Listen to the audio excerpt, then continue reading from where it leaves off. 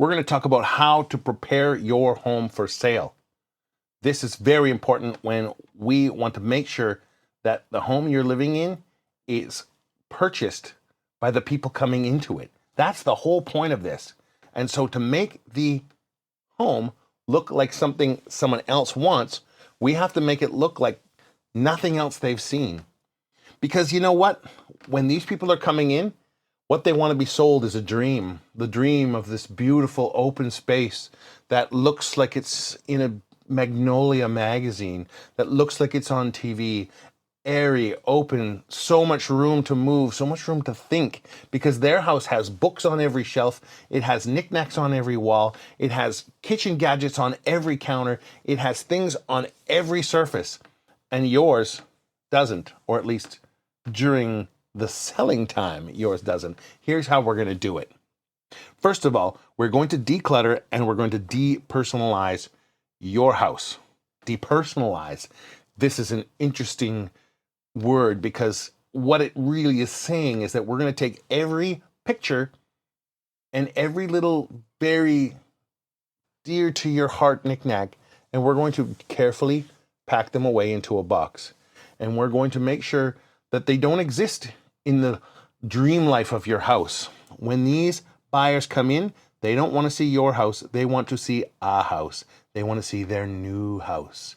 And so this is very important, to not have your family pictures, your family knickknacks, your family crests, these kinds of things in your home. You don't want that because they don't want that. They want to come in and see the show home. Now, decluttering. We're looking at shelves full of stuff. I know in my own house, just in my own room here, my own studio, I have speakers with things on top that people have given me over the years that I really treasure and I really enjoy. And when I look at them, I smile and I like that. But if I was going to sell this studio, all this stuff would be gone and it would be just so easy and breathable in here. And I wouldn't have any of these knickknacks. They would be packed away. And so this is what we want for your home. You have 3 shelves over on a corner wall.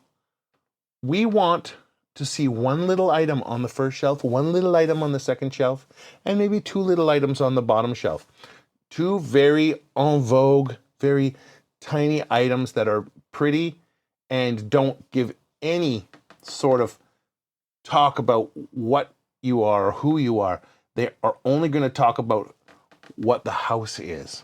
Okay, so we take away all those things. You know, those bookcases that are sitting in front of your window? Get rid of those bookcases. You know, that TV that's sitting on something that a TV shouldn't sit on? Get rid of the TV, get rid of the thing, clear that room up, make it airy. If you have an office with a couch and a TV and a mini fridge and a bookcase and 3 shelves, you can get rid of most of those things. Maybe keep the couch and the desk, perhaps. Then it looks like an office, and clear everything else. Because what they're going to think is they're going to go, oh, I could really, really create in this office. I could really think because there's nothing in here. Of course, they're going to bring their stuff in there. Eventually, it's going to look just like yours does, because that's normal. But what we want is to sell that dream of what they could have. They could have this airy open space. Now, the next thing we want to do is we want to deep clean our house. Now, we're talking smells. First of all, the first thing I always notice when I come into a home is, does it have a bad smell? And, you know, cigarette smoke, pet odor, weird food smells. These things are not great when somebody comes in the home. They tell a lot about what the home is being used for and who owns the home. Whether you're a great person who smokes and cooks liver every day, that's great. No problem. But they make assumptions, and those assumptions lead to the whole rest of the tour. So if we could get an ozonator in there for a few days to get rid of all these smells after we do a deep clean of the carpets using a carpet cleaning service to get those carpets clean, shampoo the couches, really, really take care of cleaning everything so that the smell is gone. Once that smell's gone, then we're going to go to the windows. And, you know, with windows, the dust meets the condensation of the windows and creates this dough. And this dough just molds over time and it turns black and it turns really yucky, but we don't see it. I mean, I'm sure there's some on this very same window here. But the thing is that we got to clean all those things very, very, very clean.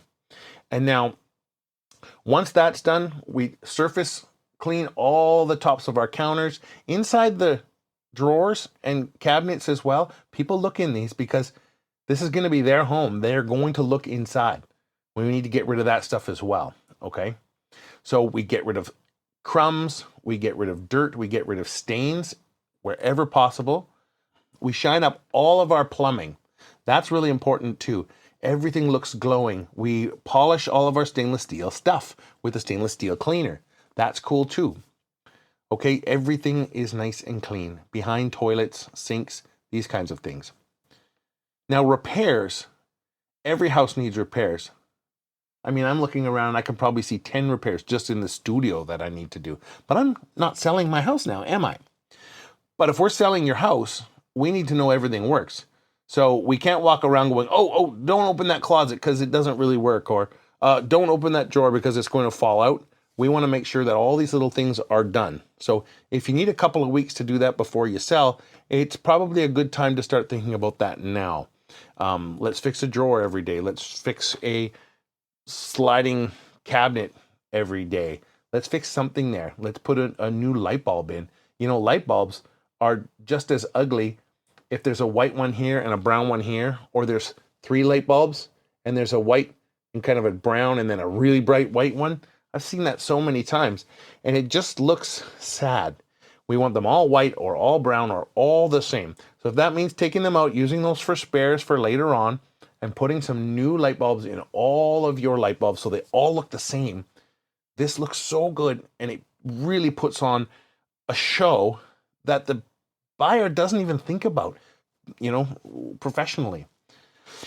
And then the next thing we do, once it's all clean and the outside looks good, is we stage the home. Now, we can have us stage the home. I can hire a stager for you who can come in and twist your home apart into a place that you'd never want to live in. Or we could have you stage the home to a place that you'd like to live in and is passable for us as well. So either way, we can figure out which one works best. And staging means moving the furniture around, getting rid of all sorts of stuff that you thought would look really cool, and get your home to a place where it becomes the dream home for the people who are coming in. And so we can do it professionally, which looks fantastic and is a little harder to live in, or we can do it by you, where it looks good and you can live in it. So we'll see which way you like to do it.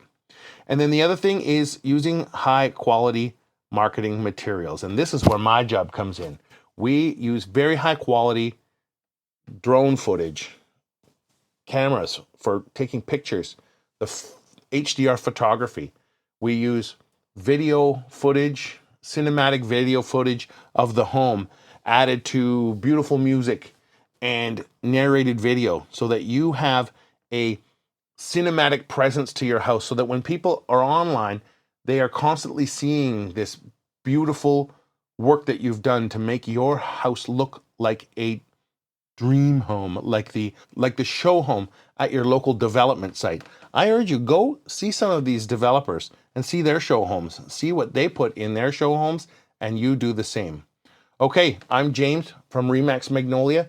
Thanks for watching, and you know what? Hit that little bell and hit the thumbs up. Love you. Bye.